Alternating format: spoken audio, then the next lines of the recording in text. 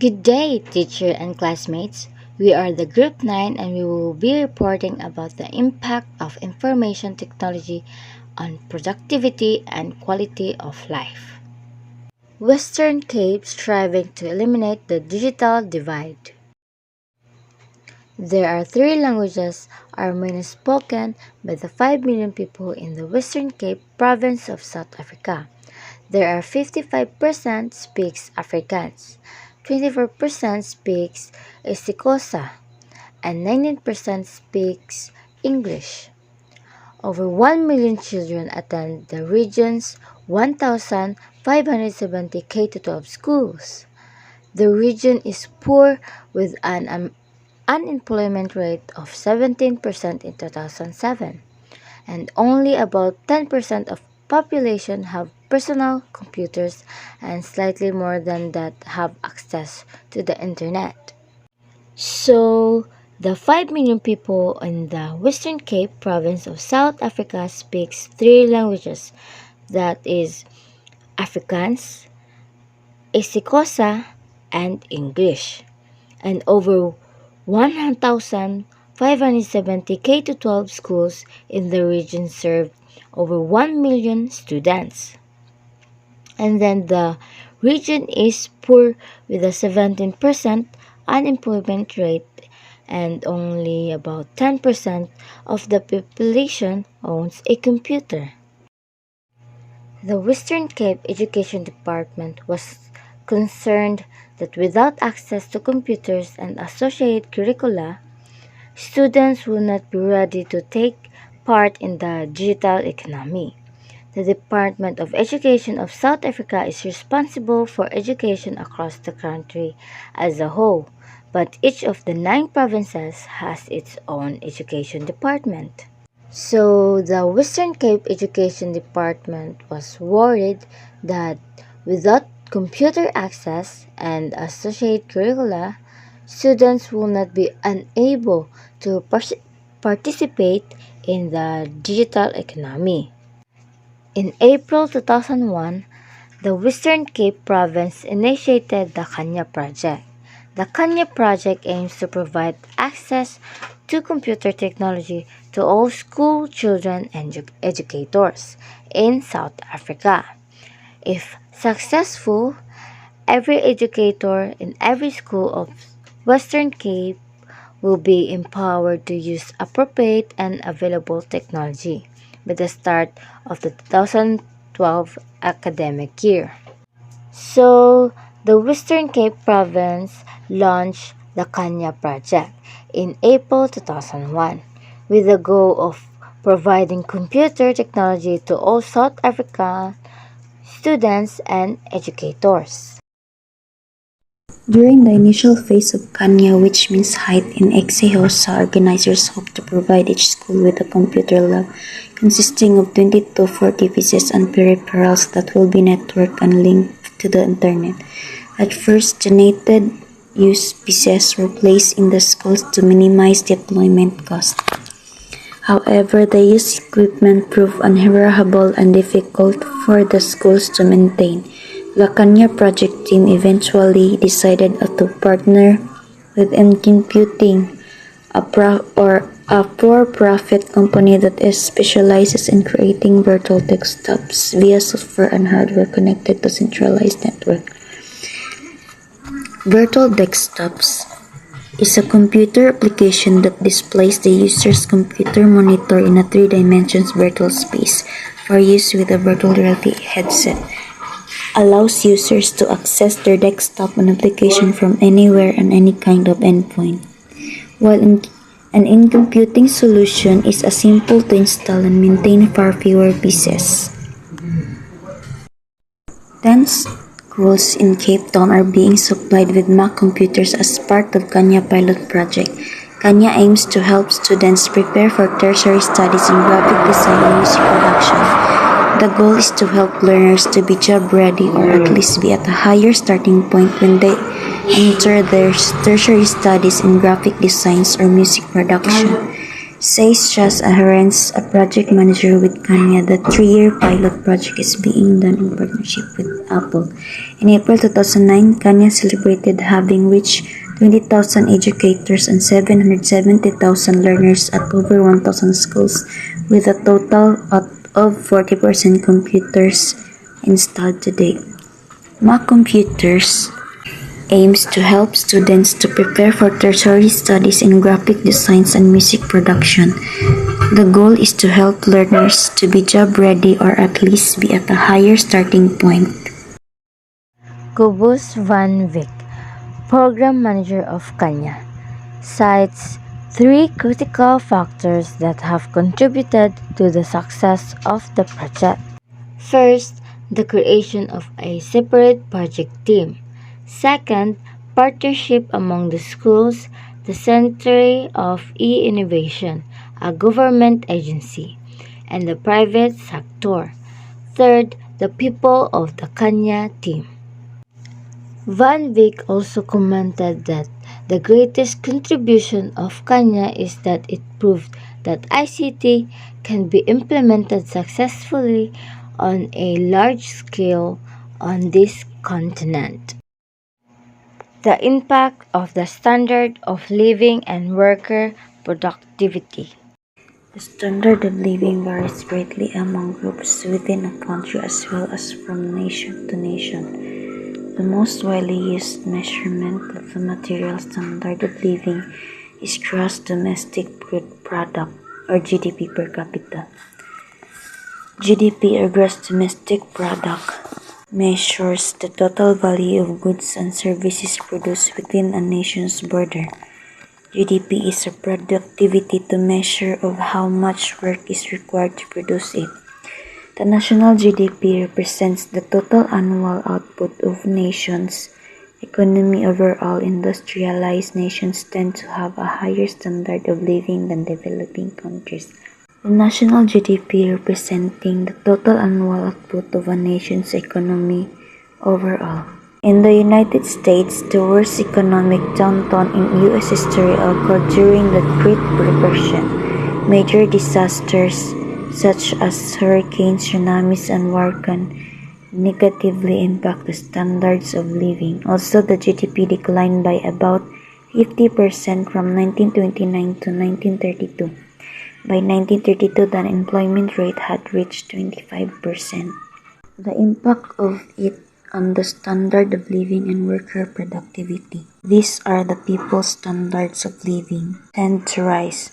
One of the most notable positive effects of technology in the workplace is quicker workflows. Also, it's not only communication technology, it also involves workplace planning and coordination software. IT investment and productivity. Productivity is defined as the amount of output produced per unit of input, and it is measured in many different ways. For example, productivity in a factory might be measured by the number of labor hours it takes to produce one item, while productivity in a service sector company might be measured by the annual revenue an employee generates divided by the employee's annual salary. The Bureau of Labor Statistics tracks U.S. productivity on a quarterly basis in the United States. Labor productivity growth has averaged about 2% per year for the past century, meaning that giving standards have doubled about every 36 years. Table 8-1 shows the annual change in U.S. labor productivity since 1839, after averaging 1.2% per year from 1889 to 1937. The increase in productivity during 1980s soared to an average of 3.6% per year. As modern management techniques and automotive technology made workers far more productive, the increase in workers' productivity remained at a high level of 2.6% during the 1960s. From 2000 to 2008, the increase in productivity was 2.2%. Innovation is a key factor in productivity improvement, and IT has played an important role in enabling innovation. progressive management teams use IT, as well as the other new technology and capital investment to implement innovations in products, processes, and services. In the early days of IT in the 1960s, productivity improvements were easy to measure. Today, organizations are trying to further improve IT system and businesses processes. Instead of eliminating workers, companies are saving workers small amount of time each day. The benefits of today's IT investment on workers' productivity are still unclear. The relationship between investment in information technology and US productivity growth is more complex than you might think. Consider the following facts. A.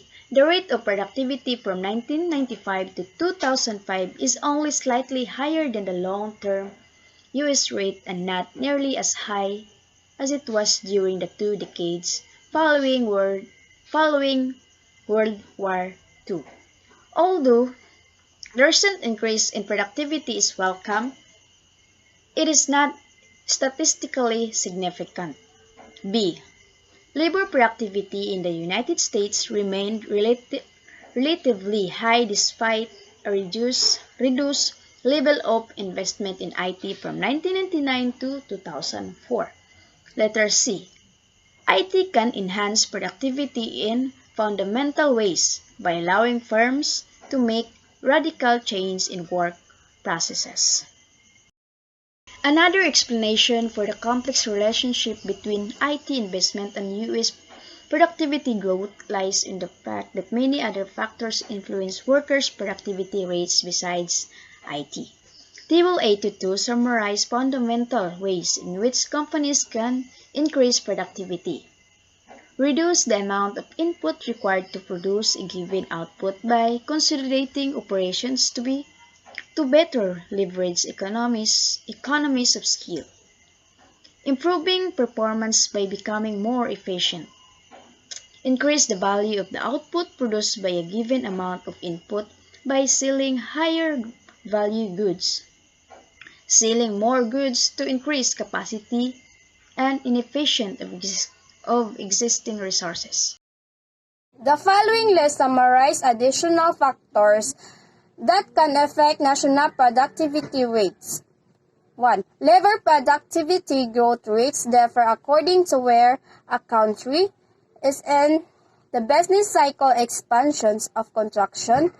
Times of expansion enable firms to gain full advantage of economic of scale, and full production times of construction present fewer investment opportunities. So, the labor productivity, also known as workforce. Productivity is defined as real economic output per labor hour. Labor productivity growth is what enable workers to produce more goods and services than they otherwise called for a given number of work hours. The number 2.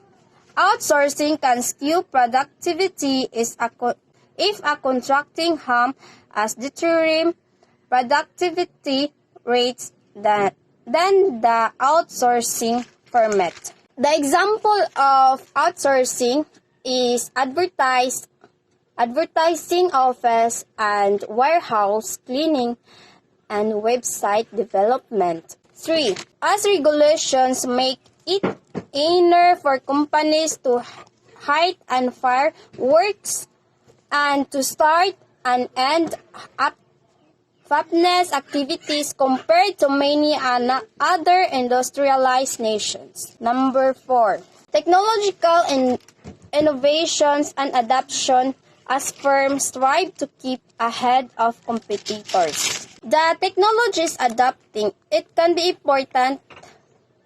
Ginaalaw ang business to offer what no one is offering, both revenue stream while providing value to customers. O ginapresent nila ang innovators and risk takers sa in front of their customers and investigator. Number 5. In today's service-based economy, it is difficult to measure the real output of such service is accounting, customer service, and consulting. 6. IT investment don't always yield tangible result, Santi as cost savings and reduced hill count.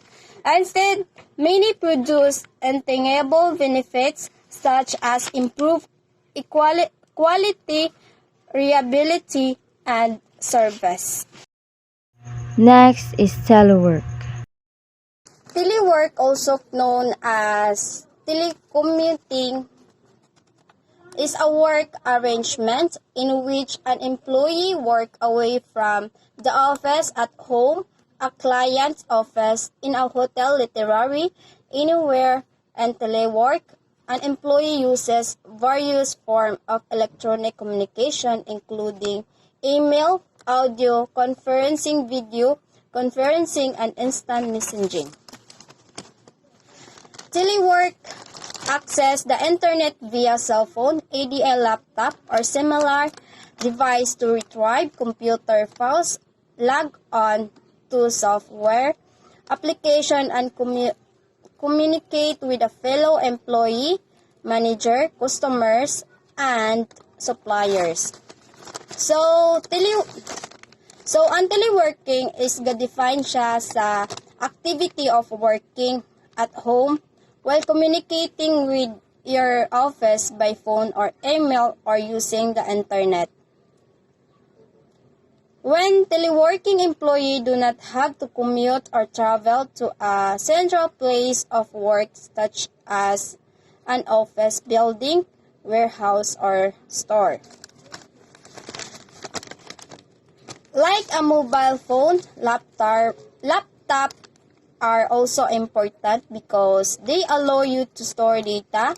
This enable you to can your files around wherever you go, ensuring that you are always with important documents of files for work in your personal life. Telework.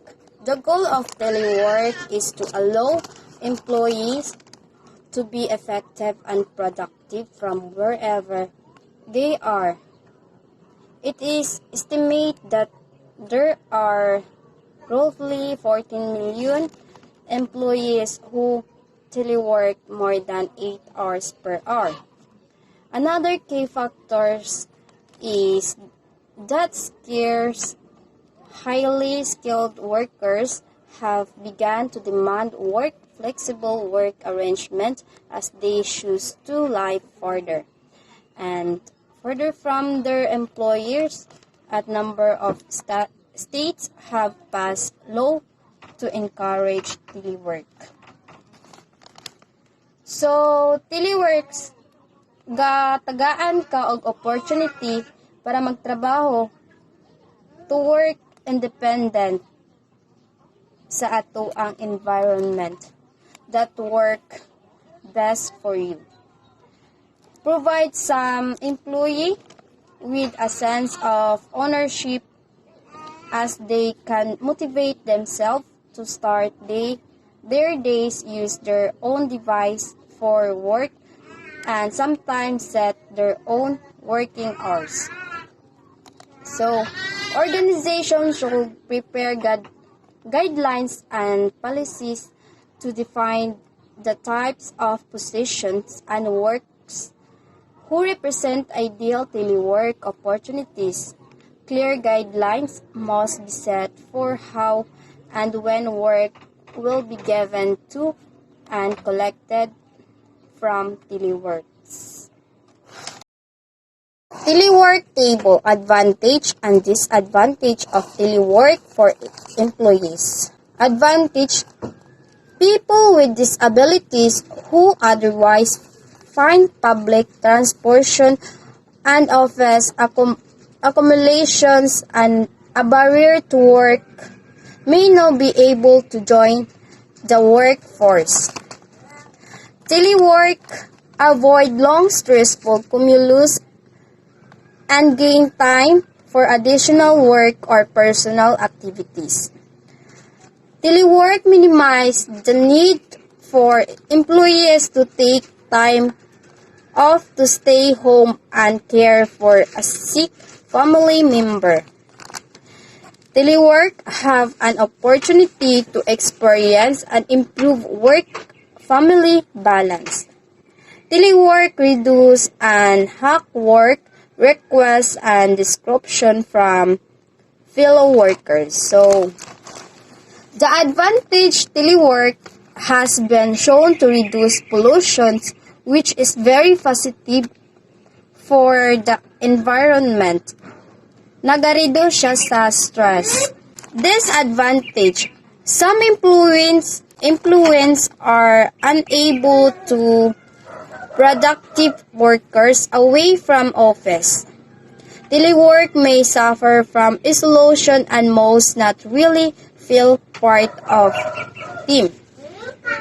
Workers who are out of sight tend to also of mind the contributions of teleworks may not be fully recognized and credited.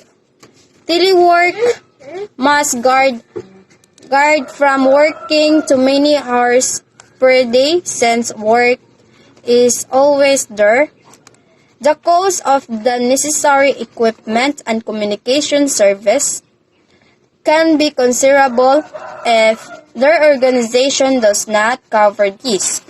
So, telework disadvantage is the biggest disadvantage of teleworking is that there is a high chance you will be distracted.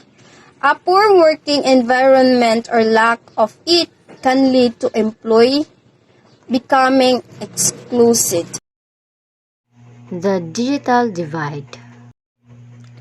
When people talk about the standard of living, they are often referring to a level of material comfort measured by the goods, services, and luxuries available to a person, group, or nation factors beyond the GDP-based measurement of standard of living.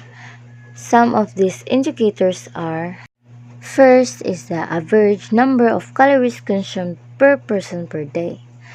Second is availability of clean drinking water. Third is the average life expectancy literacy rate.